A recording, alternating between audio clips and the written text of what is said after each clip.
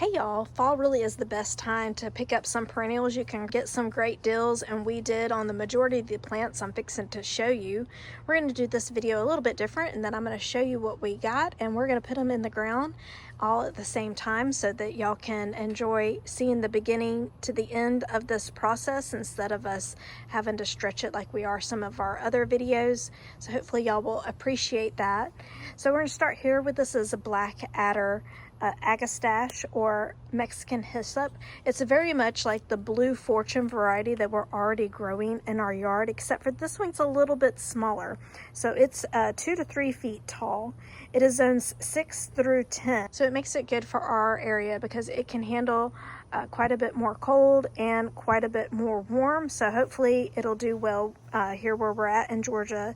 Zone 8B. It wants full sun, and like most agastache or hummingbird mint or any of the gazillion names it goes by, it likes for it to be well draining soil, which we don't really have. We've got clay soil. So what we'll do is we'll plant it up a little bit high and hope that that helps with the drainage, and pray that we don't have an overly wet winter so that we'll be happy and we'll come back next year.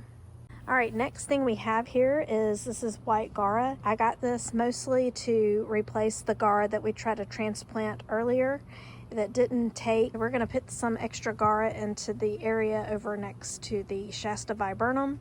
And I don't really have the specs on this flower. Last year, this plant was evergreen for us, or semi-evergreen for us, and so I'm hoping it'll be that way again. We had 2 different varieties of this white Gara and don't really know the difference.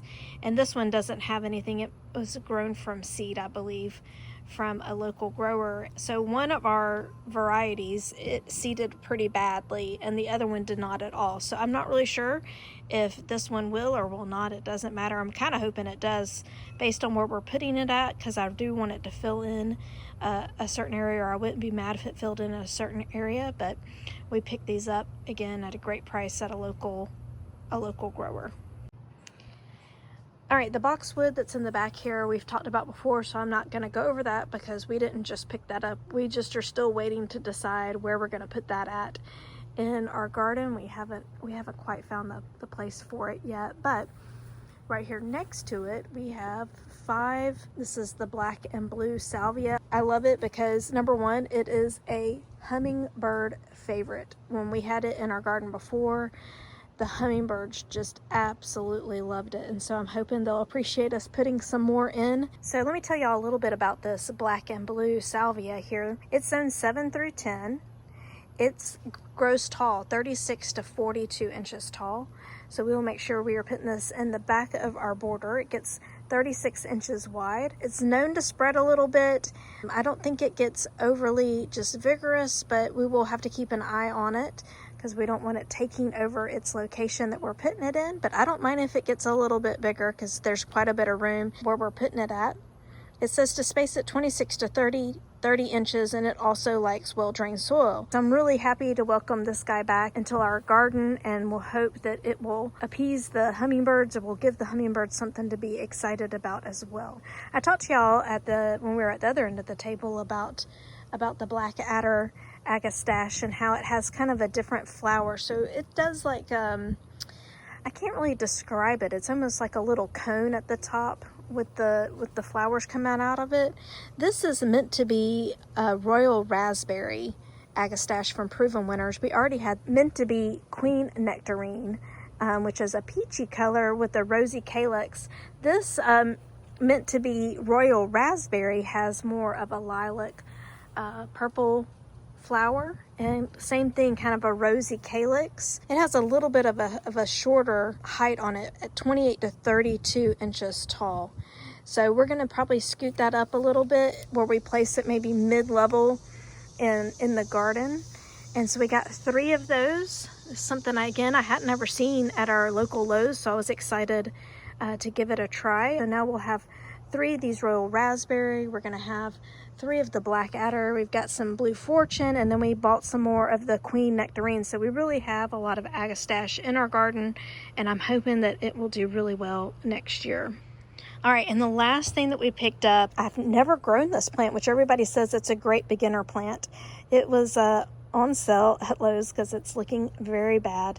And I'm really interested to see, because right now, as y'all can tell, it is a pretty lemon yellow color, which I love that it's this lighter yellow and not the golden yellow. But when I started reading about it online, it says that it's white. So I'm not quite sure what to expect out of it next year, but it says white with this, and it calls it wine, where here with looking at it, it looks more purple. So purpley wine kind of center.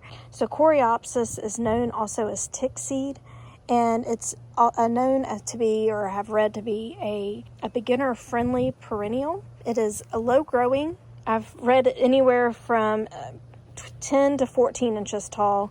This says 6 to 12, so there's not a consensus, all on the same plant. And then it says 12 to 18 inches wide. So I'm hoping I can find a really good place to put that where it can fill in, and if it spreads, that's fine. We'll see how it does here.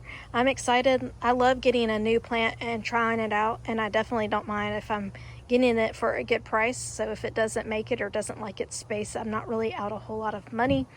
And I just love this color combination that we have here. This is the colors that I'm wanting in my garden: a white, a blue, a pink, and a yellow. And I have that all in together here on this table, so it makes me very happy to see it all, what it looks like in the ground. So come along and see. So I know that the butterfly bushes around this plant look terrible. We're going to start off by putting this Little Bang Starlight Coreopsis right here next to, well, little lavender. They have the littles go in together.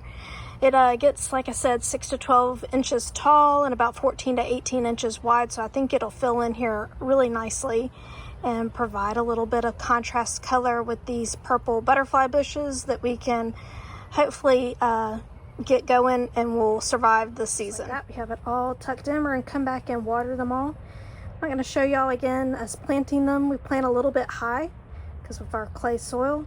We have it right here in the front of the bed. All right, so this is the black and blue salvia. Y'all, sorry for the shadows. It is late in the afternoon. Heat index is 95. Right now it is so hot. So I've got an umbrella trying to keep the camera cool because it got too hot on me yesterday. So anyway, so this is in the back of the kind of towards the part shade area. Of course, it gets, like I said, some late afternoon sun, and we've got this black and blue salvia that is going to go out 2 to 3 feet. It gets about 4 feet tall. So we put it here in the back, and we're gonna use some biotone and dig the holes and put it in, and we'll let you see what it looks like when we're all done. And I'm gonna zoom out so y'all could kind of get an idea of where we have them at. We've actually had this plant, it was a little further over where the smoke bush is at, and so it's gonna get a little bit more sun hopefully here, which it will like.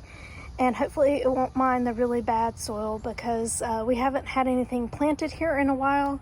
And the fact that the plants in the back, the salvia in the back, are where we used to have some leyland cypress, and there were roots really bad, and the soil's dry because there's not been any irrigation back there. So again, hopefully they'll settle in well and will like their spot, and come next year, they'll be ready to feed all of the hummingbirds in the yard.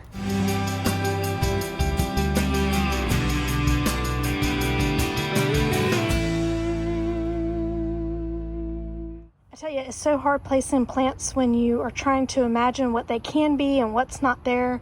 So where this blue flag is, we have a plant intended to go there that gets about 4 feet wide, so we had to stay away from that. And of course we got the bee balm that is eventually going to become bigger and wider, and then the grass is supposed to get 3 feet wide, so we stuck, this is the black adder agastache right through here. We just made like a little drift of it. Hopefully it'll fill in. It gets 2 to 3 feet tall. Okay, so like I said, this is the black adder agastache. We were real tempted to fill the hole in with water because they were dry. I watered them this morning. Like I said, this is late afternoon, evening, and they were super dry in their pots, but I think that the grower put them in kind of a loose soil, knowing that agastache really doesn't like to stay super wet. And well, we have clay soil, and it's fixing to change its environment quite a bit by that. So we just planted them up a little bit high so they'll drain well, and we'll just make sure we water them in really good. But y'all, I cannot wait for this all to come together. This is the meant to be royal raspberry agastache. we went all in on the agastache after I said I was going to give it another go. And I loved this purple color on this one. And anyways, this is the only one that I didn't get that was on sale. Everything else was on sale for half off. But I thought this would be really good since we have done the queen nectarine that's going to be right behind here. And I thought that it would make a good complement, and the color and all would look really nice right here. So we're gonna get these in the ground, and thank goodness we have a tiny bit of shade right here. It makes it a little bit more bearable to plant in, because y'all, it feels like summertime. All right, and we got them all in. We did the same thing, planted them a little bit high. Y'all, I love this blue color. It's an Arizona cypress called Silver Smoke. Anyways, I love the color of the blue with the magenta purpley color of the agastache and the yellow. Y'all, I love that color combination right there. All right, and lastly, we have this white Gara, or whirling butterflies. It's taken the place of the Amsonia that was once here. It just kept getting that Amsonia rust and wasn't ever looking good. And so I decided I really love the Gara, and I would love for the seeds to spread and it to fill in this area back here. So we have 2 here, and we're gonna have 1 on this side of the viburnum. This is a piece of the one that we moved. I think it may come through, I don't know, but we're gonna start with that and see how it goes. We got them in, and you may be wondering, why are you planting if it's so hot outside? Is that it's gonna start raining hopefully tomorrow or the next day with the cold front, and it's gonna rain for a couple of days and cool off. So I thought it would be a good time to get them in the ground so that then they could get all the fresh rain and the cooler temperatures when they're getting acclimated. Here they are on the other side. You can see them barely kind of peeping up over the sedum. And again, it's that contrast that I was talking about in the last video, where you got the really thick, substantial leaves of sedum, and then you're gonna have wispy, airy behind it. Great contrast in color and in texture. So I hope y'all enjoyed this video, and please like and subscribe.